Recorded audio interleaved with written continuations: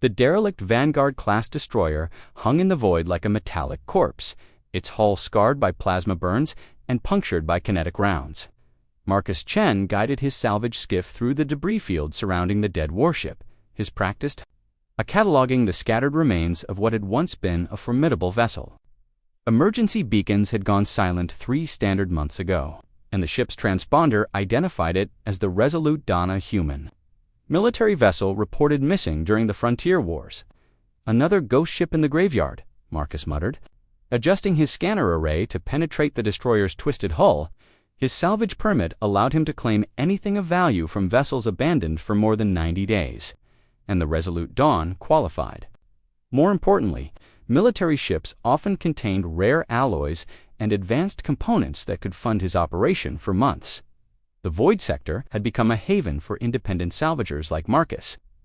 Too far from major shipping lanes for corporate fleets to bother with, too dangerous for casual scavengers. It was perfect territory for someone with his particular set of skills. 20 years of engineering experience, 15 of those spent on frontier worlds where making do with scraps was a survival skill, had taught him to see value where others saw only wreckage. His proximity alarms remained silent as he approached the destroyer's loading bay. Whatever had killed this ship had done so quickly, the bay doors hung open like a slack jaw. Atmosphere long since vented into space, Marcus maneuvered his skiff through the opening, his helmet's HUD painting the interior in false-color thermal imaging. The ship was cold, dead, but his scanners detected no dangerous radiation or biological contamination. "Standard salvage protocol," he said aloud, more for the comfort of hearing a voice than any real need. His AI assistant would record everything. Anyway, beginning interior survey of UHS Resolute Dawn, registry number, ... double quotes. He paused to read the hull markings. Marcus powered down his skiff's main engines and activated the magnetic clamps, securing his vessel to the destroyer's deck plating. He ran through his equipment check with practiced efficiency. Plasma rifle charged and secured to his back, molecular blade at his hip, personal shield generator humming softly at his waist, emergency oxygen, medical kit, cutting tools. Sample containers, everything a professional salvager needed for a potentially lucrative expedition. He was halfway through, cataloging the destroyer's cargo bay contents, when his peripheral vision caught a flicker of movement. Marcus spun, plasma rifle already in his hands, but saw nothing except the dancing shadows cast by his work lights. The silence of the dead ship pressed against his consciousness like a physical weight. Nerves, he told himself, but kept the rifle ready as he continued working. Ghost ships did things to a person's mind: too much silence, too much death, too many reminders of mortality floating in the endless dark. The flicker came again, and this time Marcus was ready. He pivoted toward the movement, finger tightening on the rifle's trigger, but the blast that should have come never arrived. Instead, a brilliant blue web of energy erupted around him, crackling with alien harmonics that made his teeth ache. His plasma rifle's charge indicator flickered and died. His shield generator sparked once and went silent. Marcus tried to move and found his muscles locked in place, every nerve ending screaming with controlled electrical fire. The restraint field held him motionless as figures emerged from concealment among the debris. Reptilian creatures moving with predatory grace. Their scales shifted color like oil on water, and their eyes glowed with cold intelligence in narrow, triangular faces. Kithrin's Marcus recognized the species from intelligence briefings, though he'd never encountered them personally. The Kithrin Empire controlled a significant portion of the galactic rim, expanding their territory through a combination of advanced technology and systematic conquest. They were known to take slaves from lesser species, working them to death in their industrial complexes. The largest of the creatures approached, its scales shifting to a deep crimson that Marcus's cultural database identified as a dominance.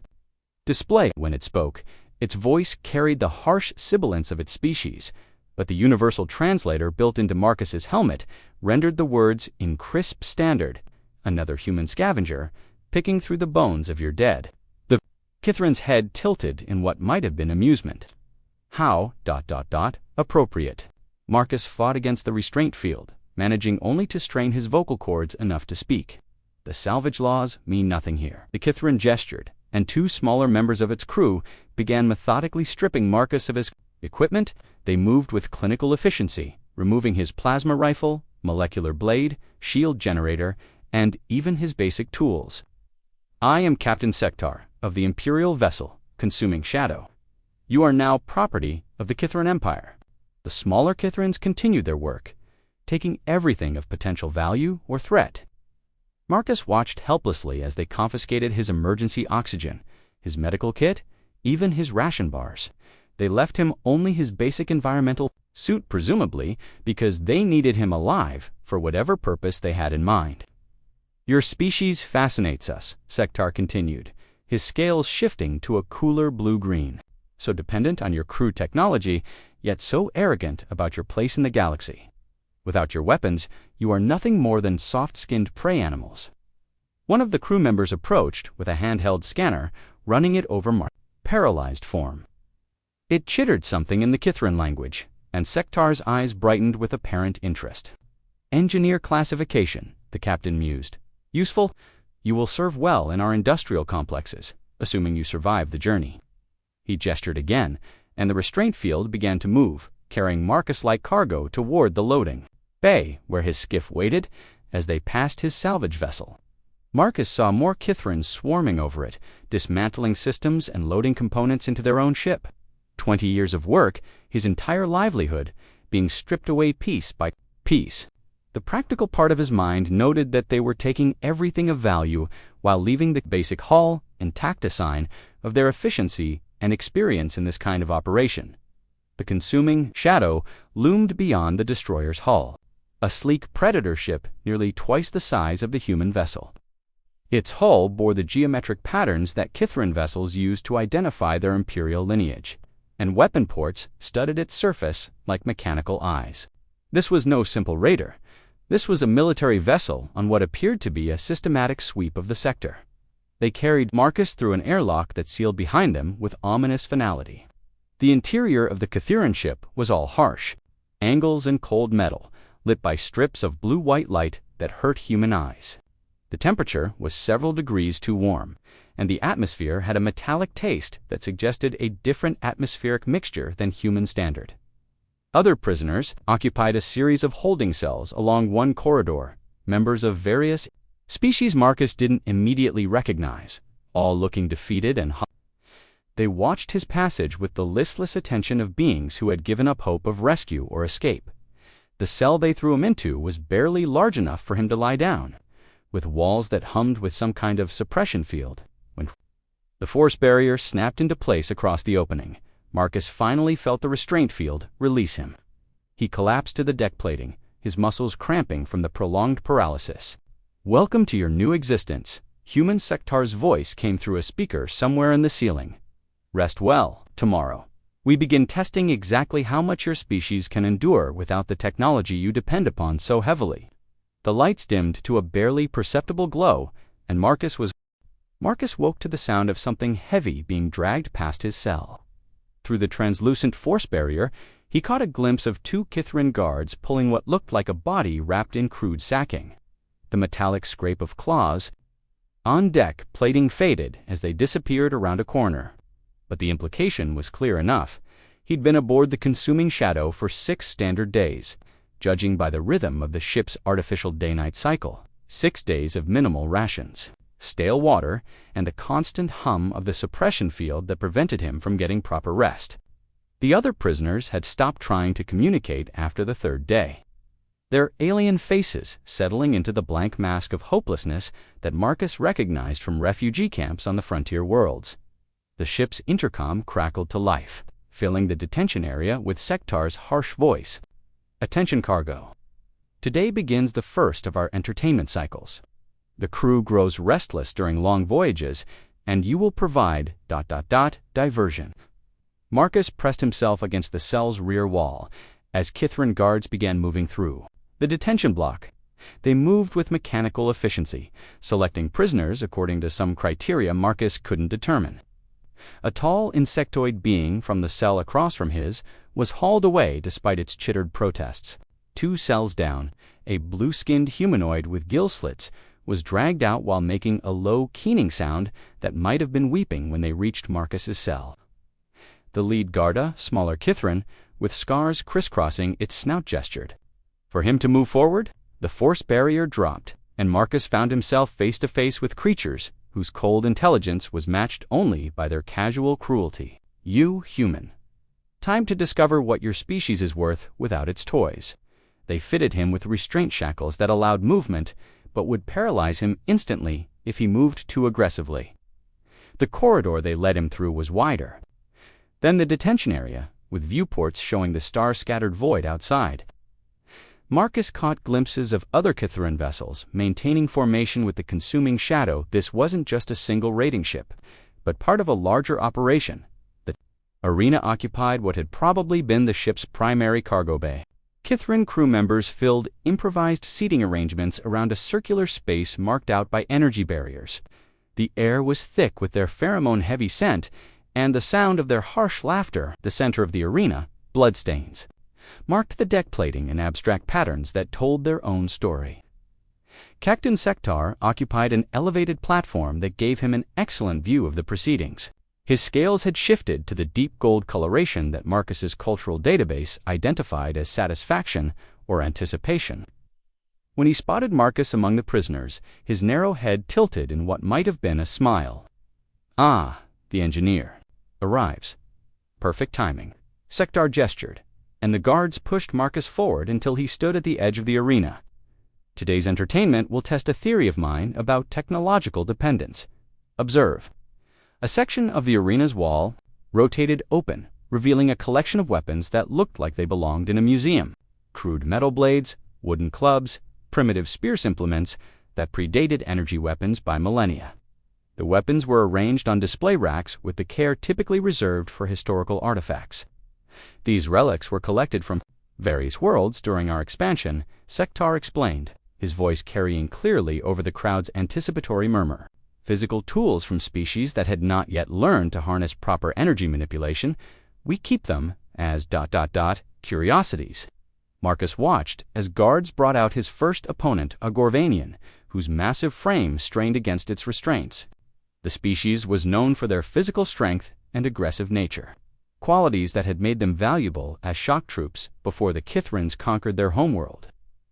This particular specimen stood nearly 3 meters tall, with corded muscles visible beneath mottled green skin. "Simple rules," Sektar continued. "Each contestant selects a weapon. They fight until one can no longer continue. The winner receives improved rations and medical care. The loser," he gestured toward a disposal chute built into the arena's floor, "feeds the recyclers." The Gorvanian was released first, its restraints dropping away as it stumbled toward the weapon display. It hefted several options before selecting a massive war club studded with metal spikes. The weapon looked primitive but undeniably lethal, and the Gorvanian wielded it with the natural grace of a species that had evolved as apex predators. Cheers erupted from the Kithrin audience as their credits changed hands. Apparently, they were gambling on the outcome. Marcus heard odds being shouted in their harsh language, and from the tone, most bets were being placed against him. He couldn't blame them for that assessment. The Gorvanian outweighed him by at least 60 kilograms and possessed natural armor in the form of thick, scaled hide. "Your turn, human." Sektar's voice dripped with anticipation. "Choose your instrument of failure." Marcus approached the weapon display with measured steps, aware that hundreds of alien eyes were tracking his movement. The weapons were indeed primitive, but they showed signs of careful maintenance. Someone had sharpened the blades, oiled the wooden components, replaced worn leather grips. These weren't just museum pieces, they were functional tools waiting for someone who understood their purpose. His hand moved past the obvious choices. The swords and spears that other species might select hand came to rest on something that made his breath catch, a compound bow, its synthetic limbs gleaming under the arena's harsh lights. It was human in design, probably taken from some frontier world during the Kithrin expansion. Beside it hung a quiver containing 24 arrows, their metal points sharp enough to shave with. "Interesting choice," Sektar mused, as Marcus lifted the bow and tested its draw weight, 45 pounds, right in his comfort range. A coward's weapon, designed for those too weak to face their enemies directly. Marcus ignored the taunt, focusing instead on the bow's construction. The cams were properly aligned, the string showed no signs of fraying, and the sight pins had been recently calibrated. Someone, probably a human prisoner beforehand, had maintained this weapon with the care of a craftsman who understood its potential. He slung the quiver over his shoulder and stepped back from the display. The Kithrin crowd's amusement was palpable. To them, he'd just chosen certain death. Primitive projectile weapon against a creature bred for close combat. The betting odds shifted even further against him. Begin! Sektar's voice rang out, and the arena's barriers flared to life. The Gorvanian didn't hesitate. With a roar that shook the deck plating, it charged across the arena, massive club raised overhead. Its strategy was simple and probably effective. Against most opponents use superior size and strength. To end the fight quickly, Marcus had already knocked an arrow and was drawing the bowstring back to his anchor point when the creature began its charge. The familiar motion felt like greeting an old friend. Stance, draw, aim, release muscle memory, older than space travel, older than energy weapons, older than civilization itself. The arrow took the Gorvanian in the left shoulder, punching through its natural armor and spinning it halfway around. The creature stumbled, but didn't fall, its momentum carrying it several more steps before it regained its balance. Green blood seeped around the arrow's shaft, but the wound seemed to only enrage it further. "Lucky shot," one of the guards said, in translated Kithrin, but Marcus was already knocking his second arrow. The crowd's cheers faltered as the Gorvanian charged again, this time with more caution. Marcus sidestepped and loosed another arrow, this one catching the creature in its right thigh. The impact dropped it to one knee, but still it refused to yield by his fifth arrow. The arena had gone completely silent except for the Gorvanian's labored breathing. Marcus had systematically disabled his opponent without closing to melee range, something that should have been impossible with such a primitive weapon. The creature knelt in the center of the arena, 5 arrows protruding from non-lethal but incapacitating locations, unable to continue fighting but very much alive. "Impossible," Sektar breathed. That level of accuracy, with such crude equipment, ... Marcus lowered the bow and looked up at the Kithrin captain. "It's not about the equipment, it's about understanding what the equipment can do." The silence stretched for several heartbeats before Sektar gestured sharply. Guards moved into the arena to remove the wounded Gorvanian, while medics apparently, the promise of medical care had been genuine, began treating its wounds. "Impressive," Sektar said finally, "but this was merely the first test. Return him to his cell tomorrow." We increased the difficulty. As the guards fitted Marcus with new restraints, he caught sight of the other prisoners watching him with something that hadn't been there before. Not hope, exactly, but a crack in their despair.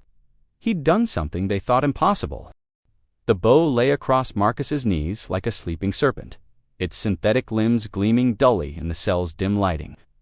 The guards had allowed him to keep Eton unexpected mercy that Sektar had justified as maintaining the entertainment value.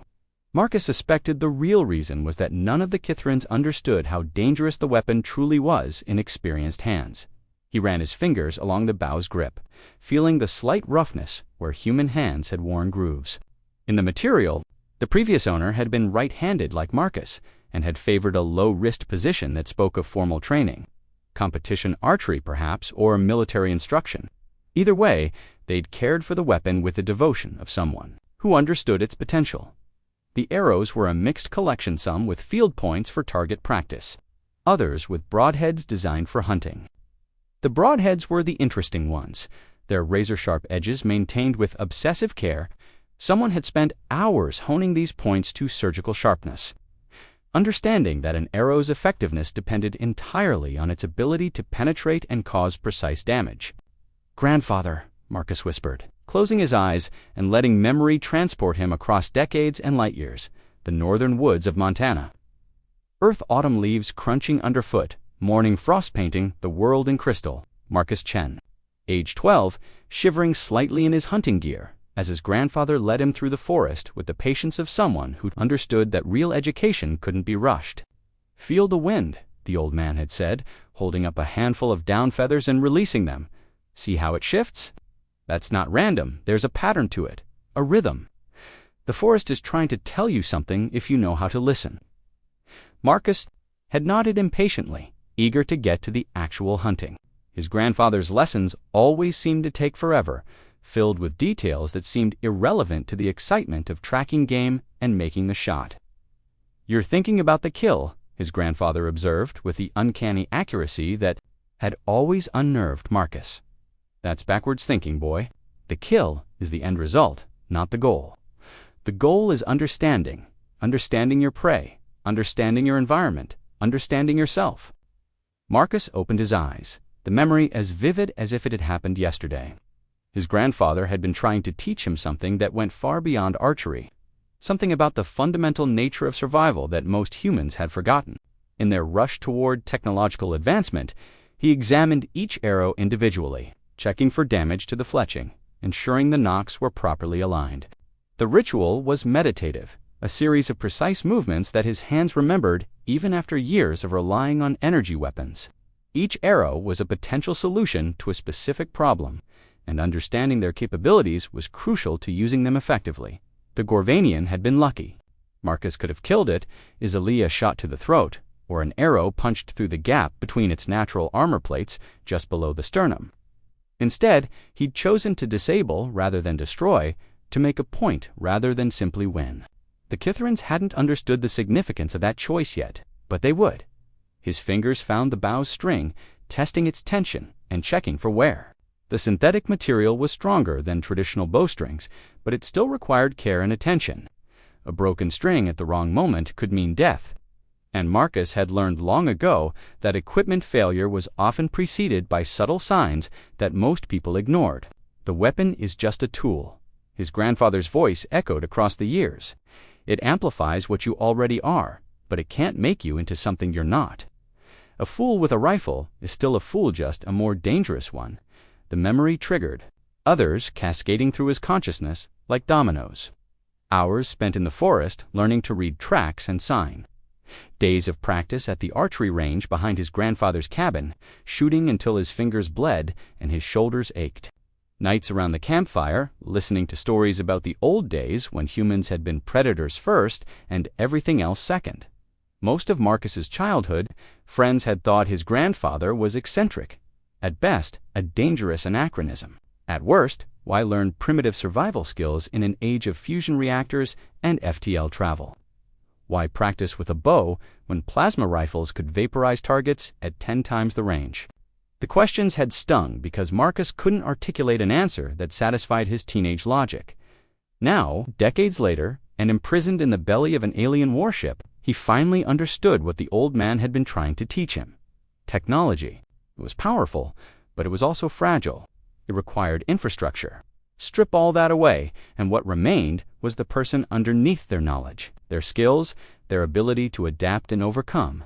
Drew the bowstring back to his anchor point, feeling the familiar burn in his shoulder and back muscles.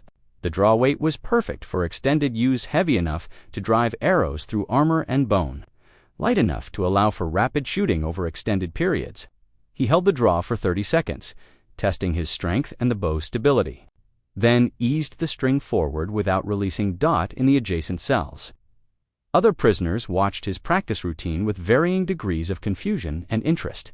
The blue-skinned humanoid with gill slits a keeler, according to Marcus's cultural database, seemed particularly fascinated by the precise, economical movements of his practice. None of them had ever seen anything like this, Marcus realized. They were all products of advanced technological civilizations where physical skills had been relegated to sports and recreation. "You want to know the secret to being a good hunter?" His grandfather had asked during their last trip together, when Marcus was 17 and already planning his career path toward the stars. "It's not about being the best shot, though that helps. It's not about having the best equipment, though that helps too. It's about being willing to become the thing that other creatures fear most." "What's that?" Marcus had asked, though part of him already knew the answer. "A persistent problem that won't go away. Something that keeps coming, keeps adapting, keeps finding new ways to accomplish its goal no matter what obstacles get thrown in its path." Marcus stood and began moving through the combat forms his grandfather had taught him, fluid transitions between shooting positions. ways to maintain accuracy. While moving, techniques for engaging multiple targets in rapid succession. The cell was barely large enough for the exercise, but he made it work, adapting his movements to the confined space. The Kithrans thought they understood predation because they were successful conquerors. They hunted on a galactic scale, identifying weak civilizations and consuming them with methodical efficiency. But they hunted like machines, following predetermined patterns, relying on superior technology to overwhelm their prey.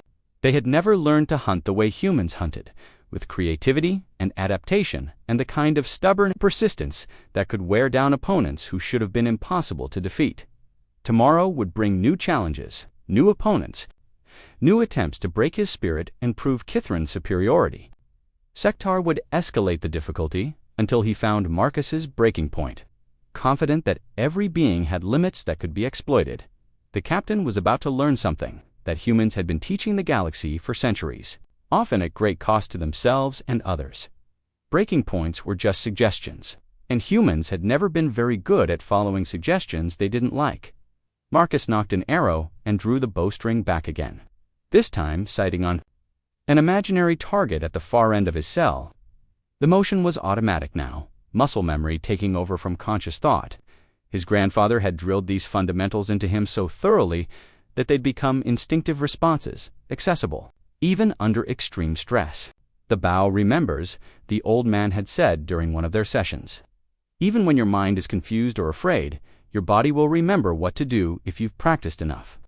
That's the difference between training and education. Teaches your muscles, education teaches your soul.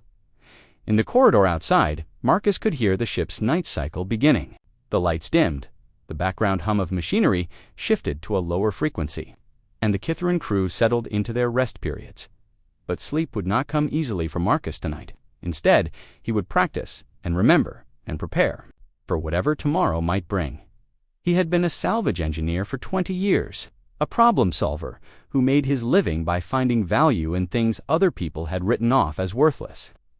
But before that, he had been something else, something older and more fundamental than any technological civilization. He had been a hunter, trained by another hunter who had learned from the G. The arena had been modified overnight.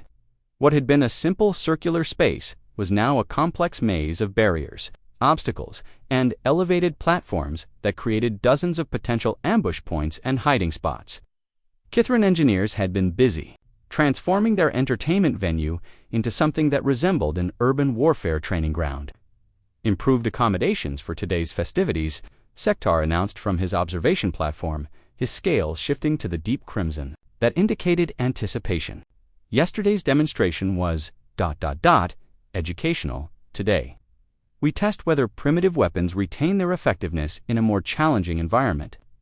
Marcus surveyed the arena's new configuration, while the Kithran audience placed their bets. The obstacles were positioned to favor close quarters combat narrow corridors, blind corners, and elevated positions that would allow an agile opponent to stay hidden until the last moment.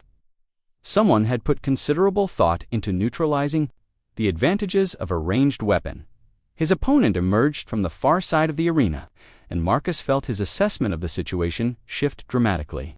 Where yesterday's Gorvanian had been a blunt instrument, powerful but predictable, this creature was something else entirely. The being stood roughly human height, but moved with a fluid grace that spoke of perfect muscular coordination. Its skin was a mottled gray-green that would blend seamlessly with the arena's artificial shadows, and its limbs were longer than human proportions would suggest, ending in hands equipped with natural claws. A Vorthan shadow hunter, Sektar explained, his voice carrying clearly over the crowd's excited chatter. Their species evolved in the twilight zones of tidally locked worlds, developing natural camouflage and exceptional stealth capabilities. This particular specimen was captured during our pacification of the Kepler Reach. The creature Marcus refused to think of it as just an opponent. Examined the arena with the systematic attention of a professional predator, in small, precise increments, cataloging sightlines and potential approaches. When its gaze finally settled on Marcus, the human felt the uncomfortable sensation of being assessed by something that had spent millions of evolutionary years learning to kill efficiently in exactly this type of environment. The rules remain the same, Sektar continued. Fight until one cannot continue. However, today's contest will be more realistic. The arena's lighting will be lewd to simulate the shadow hunter's natural habitat. The overhead illumination dimmed until visibility dropped to perhaps 15 meters in any direction. The obstacles that had seemed manageable in full light now became ominous silhouettes that could conceal anything. Marcus nocked an arrow and tested his draw, but kept the string relaxed. In this environment, accuracy would matter less than awareness and reaction time. Begin, the Vorthen vanished. One moment it was visible across the arena, the next it had simply melted into the shadows. Like smoke, Marcus had expected stealth capabilities, but the creature's camouflage was beyond anything in his experience. It wasn't just hide-and-it, was actively bending light around itself in ways that made optical detection nearly impossible. The crowd's excited chatter died away, as seconds stretched into minutes without visible action. To the Catharan observers, it probably looked like nothing was happening. They couldn't see what Marcus was seeing, or rather, what he was feeling. Movement, slight displacement of air currents, a whisper of sound that might have been a footstep, or might have been the ship's ventilation system. Marcus began to move. Not randomly, but with the patient, economical motion of someone who understood that haste was the enemy of survival. He kept the arena's walls to his back when possible, limiting the angles from which he could be attacked. His grandfather's lessons echoed in his mind, not the archery instruction, but the deeper understanding of how predators thought and moved.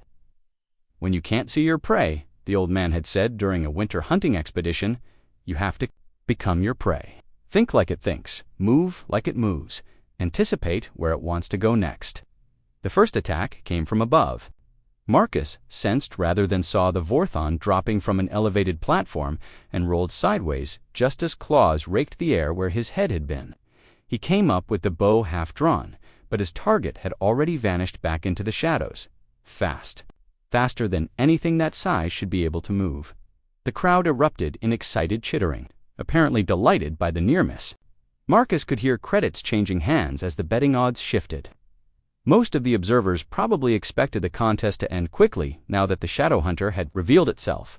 They were about to learn something about human persistence, hunting that no xenobiology textbook had ever properly explained. Marcus began to move again, but this time his motion followed a different pattern. Instead of trying to track his opponent directly, he started working his way around the arena's perimeter in a slow, methodical spiral. To the casual observer, it might have looked like aimless wandering. In reality, it was something far more dangerous. The second attack came from ground level, a blur of motion that emerged from behind a barrier pile. This time, Marcus was ready. His arrow took the Vorthen in the shoulder as it lunged, spinning the creature sideways and sending it crashing into a wall. But instead of pressing his advantage, Marcus did something that clearly surprised everyone watching. He backed away, maintaining distance, and began his slow circuit again. "What is he doing?" Marcus heard one of the guards ask in translated Kithran. He had it wounded. Why didn't he finish it? Because finishing it wasn't the point. Marcus was doing something that the Vorthen's evolutionary programming couldn't understand. Or Counterheed was hunting it the way humans had hunted large game for millions of years.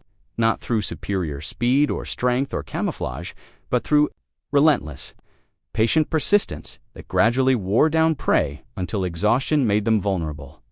The Vorthon attacked again, and again Marcus's arrow found its mark.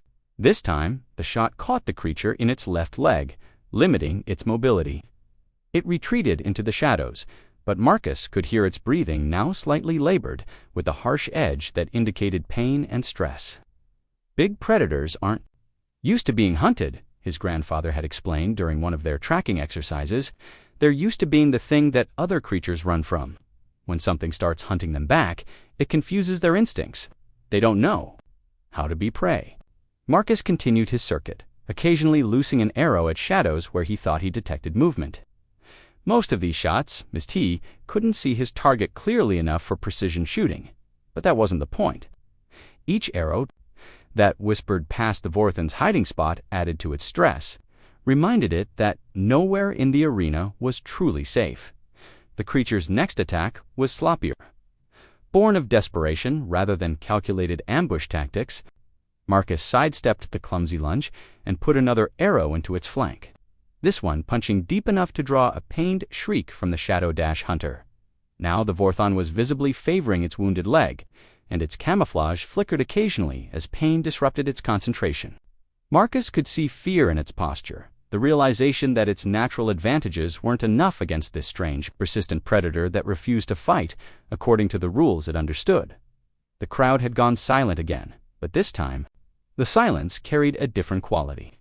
The Kithrans were beginning to understand that they weren't watching a simple gladiatorial combat. They were watching something that challenged their fundamental assumptions about how intelligent species conducted warfare. Marcus knocked another arrow and continued his patient stalking. The Vorthon was wounded, frightened, and running out of places to hide, but more importantly, it was learning what countless Earth species had learned over millions of years of evolutionary pressure. Humans didn't hunt like other predators. They hunted like nightmares, patient, implacable, impossible to shake once they'd chosen their target. They would follow wounded prey for days if necessary, matching their pace to its weakening condition, staying just close enough to maintain pressure without getting close enough for a desperate counterattack. The final confrontation came when the Vorthon, driven by pain and exhaustion, made the mistake of trying to charge directly across the arena's central space. Marcus had been waiting for exactly this moment, bow already drawn, arrow nocked and ready. The shot was perfect, a clean hit to the creature's center mass that dropped it instantly. The Vorthon lay motionless on the arena floor, its camouflage finally failing completely as unconsciousness claimed it. Marcus lowered his bow and looked. Up at Sektar's observation platform, the Kithran captain's scales had shifted to a pale blue-white that Marcus's cultural database identified as confusion or uncertainty. "Impossible," Sektar breathed. "The Shadow Hunters are apex predators. They've never been successfully hunted by any other species." Marcus shouldered his bow and began collecting his spent arrows. "They've never been hunted by humans before."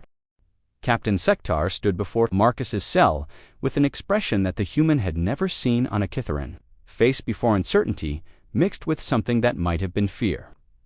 The captain's scales had lost their usual confident coloration, shifting between pale blue and sickly yellow in patterns that spoke of deep disturbance. "Explain," Sektar said without preamble. "Yesterday's performance defied every projection our tactical computers generated. The Shadow Hunter should have killed you within the first minute of engagement."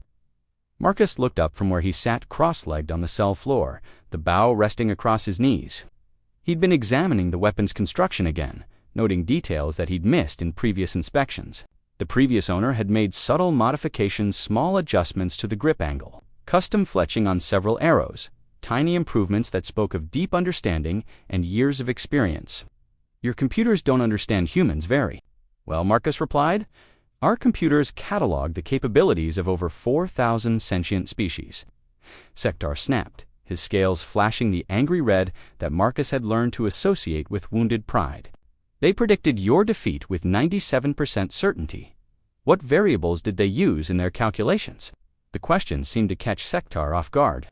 "Physical parameters, reaction time, muscle density, visual acuity, natural weapons." "Exactly." Marcus stood slowly, noting how the guards flanking Sektar tensed and readied their stun weapons. "Your computers think like engineers. They look at hardware specifications and assume they understand the complete system." Sektar's head tilted, in the gesture that Marcus had learned indicated confusion among his species. What other variables could possibly matter? Biological capabilities define combat effectiveness. Marcus moved to the front of his cell, stopping just short of the force barrier.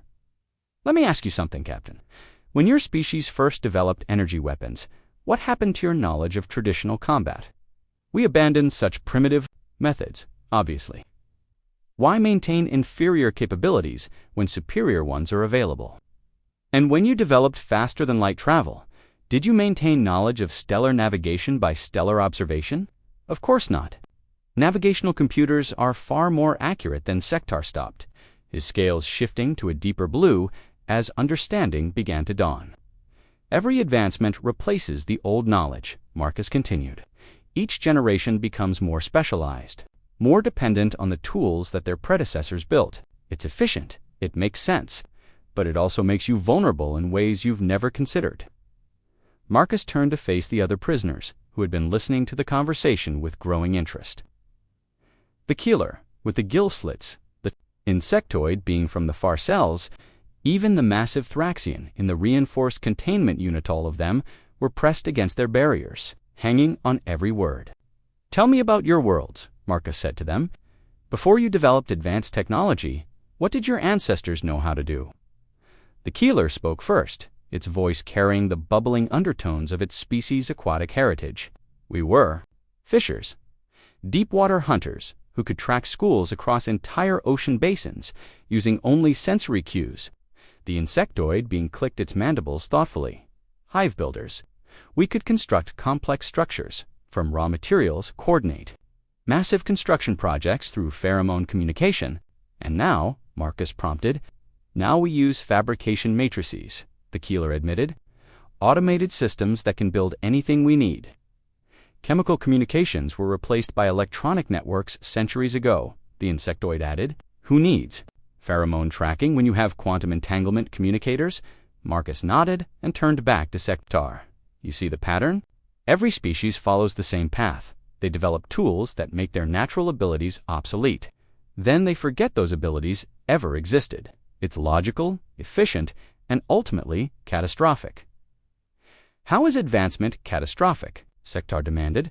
"Our technology allows us to accomplish feats that would be impossible through biological means alone. Until someone takes your technology away." Marcus gestured around the detention block. "Strip away the fabrication matrices, the quantum communicators, the energy weapons, and what do you have left?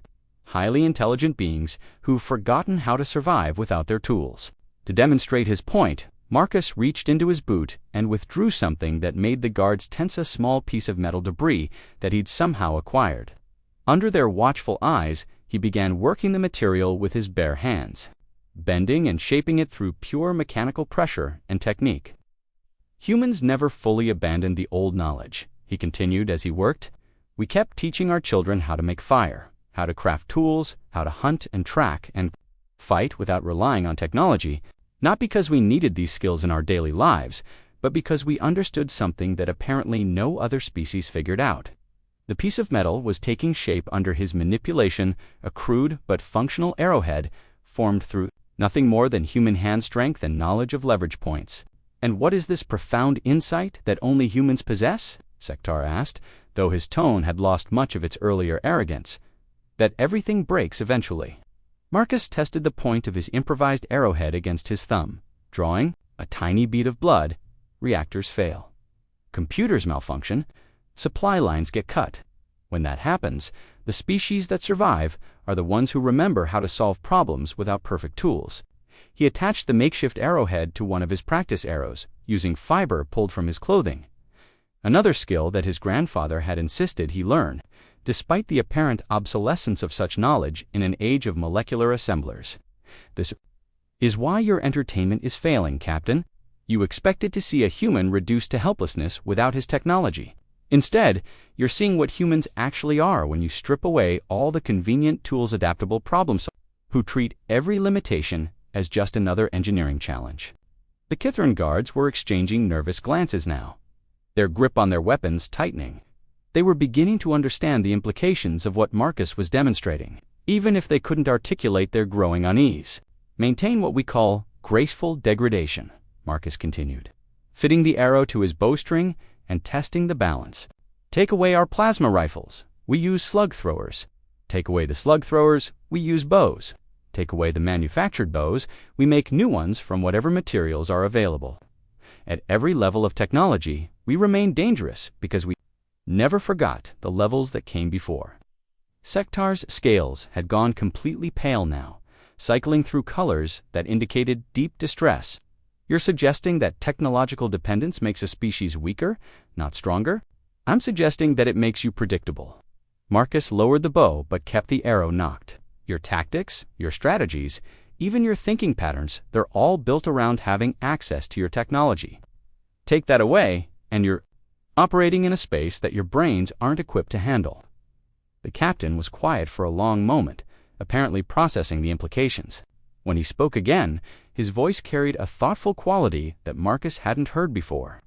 The reports from our frontier commanders have mentioned anomalies in human colony responses to equipment failures, settlements that should have failed. When their fabrication systems were destroyed, instead adapted using improvised alternatives. Let me guess, Marcus said. Your tactical computers predicted rapid colony collapse. But instead, the humans kept fighting with weapons your sensors couldn't even classify. Sektar's silence was answer enough. Spears made from construction materials, explosives brewed from agricultural chemicals, communication networks, jury-rigged from entertainment systems. Marcus began listing the innovations that human desperation had produced. Your computers couldn't predict these adaptations because they were operating from databases that assumed technological dependence. The other prisoners were listening with something approaching awe now. They were beginning to understand that what they'd witnessed in the arena wasn't just superior fighting skill, was a demonstration of cognitive flexibility that their own species had abandoned millennia ago. This is why we're dangerous, Marcus concluded. Not because we're stronger or faster or more intelligent than other species. We're dangerous because we never stopped being the thing that could survive. When everything else died, we never forgot how to make something from nothing, how to turn any environment into a weapon, how to keep adapting until the problem was solved or we were dead. Sektar stood motionless for several heartbeats, his scales cycling through colors that Marcus couldn't interpret. Finally, he gestured to his guards and began to turn away. "Captain," Marcus called after him. "One more thing you should consider. Everything I've shown you so far, this is just one human, working alone with materials you allowed me to have. Imagine what becomes possible when humans start working together toward a common goal." The Captain stopped, but didn't turn around. His next words were spoken so quietly that Marcus almost missed them. "Perhaps it's time to reconsider our entertainment schedule." The lights went out at 0347 ship time, plunging the detention block into absolute darkness. In the confused seconds that followed, Marcus heard the distinctive whine of multiple systems failing throughout the consuming shadow life support cycling.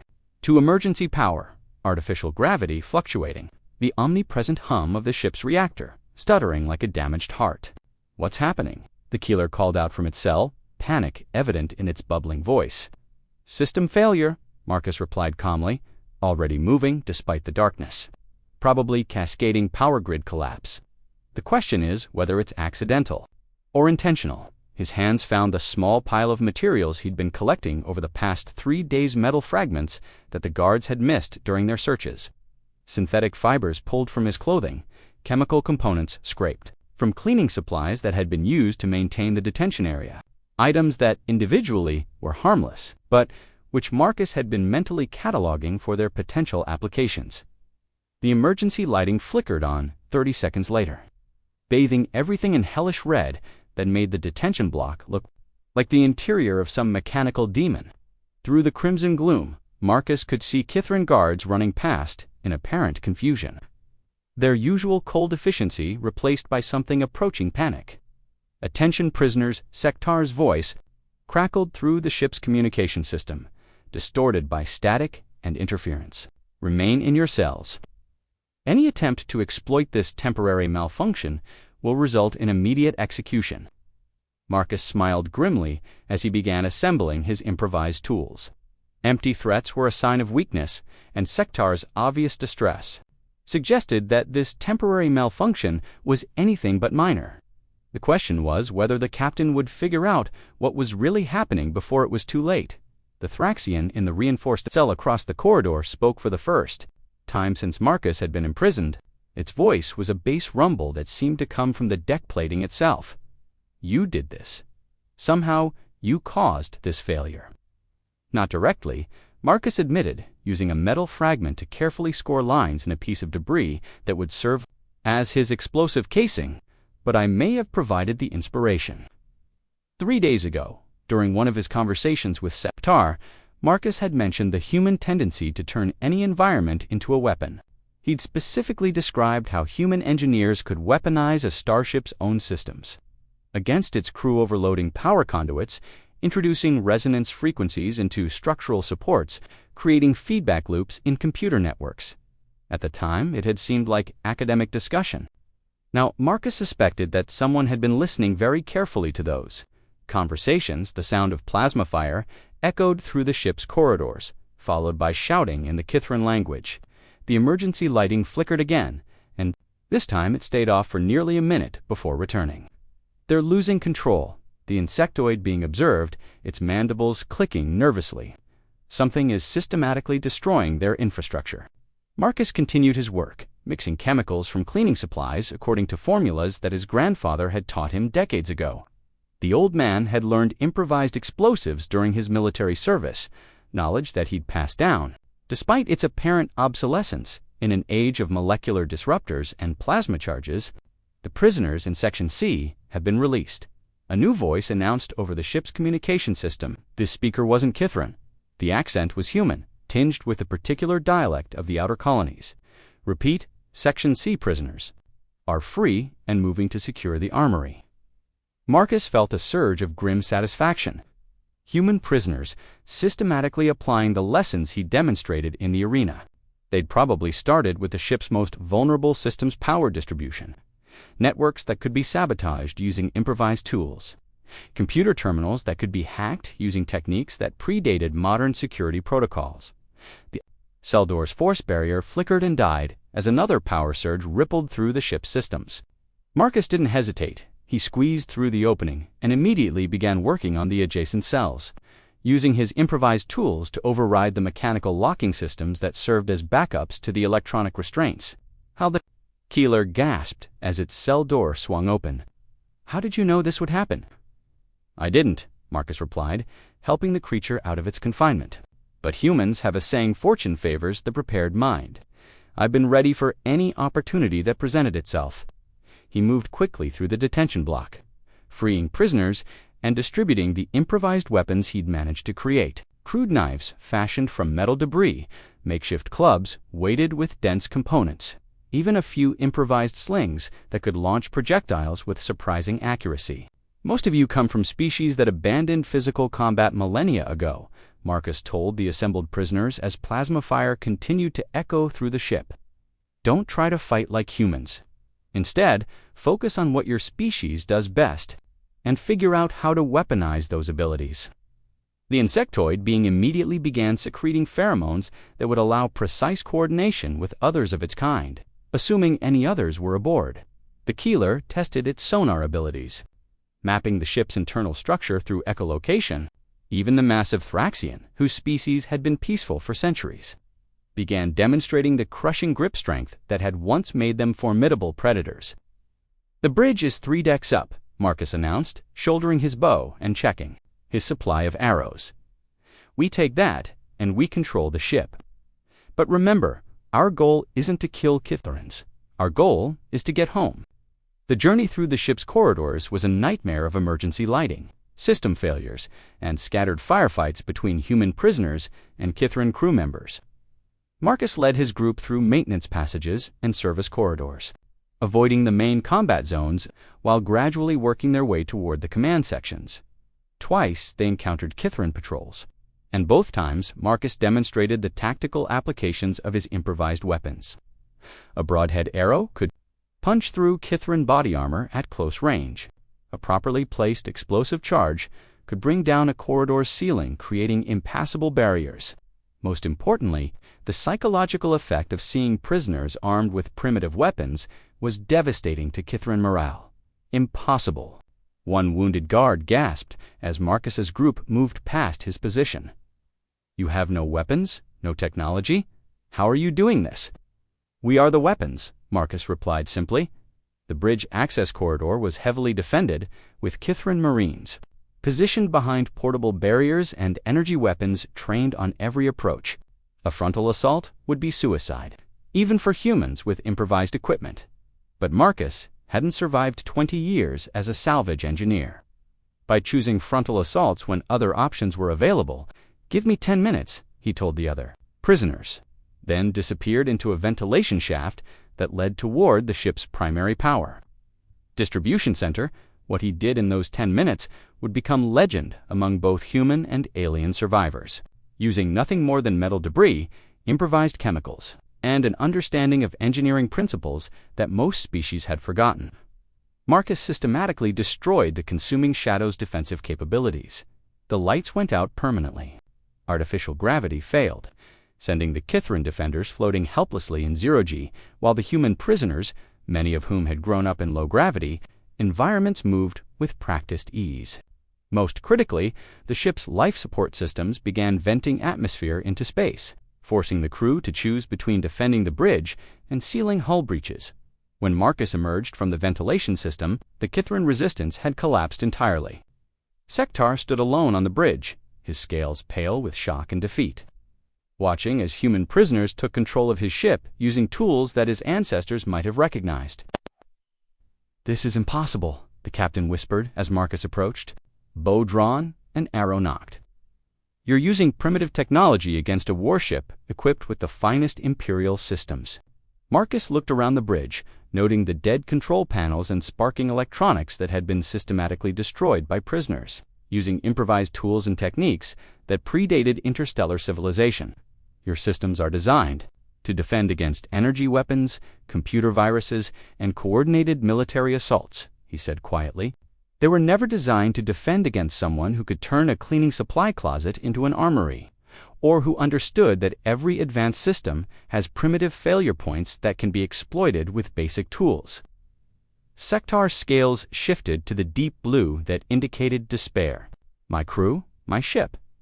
How many did you kill?" 17 wounded, none dead," Marcus replied. "Like I said, our goal isn't to kill, it's to go home." Through the bridge's main viewport, escape pods were already launching toward the nearest human outpost, dozens of them carrying prisoners from every species the Kithrans had captured. The consuming shadow itself was crippled but salvageable, its crew confined to a single section, while human engineers worked to repair the systems that Marcus had deliberately damaged.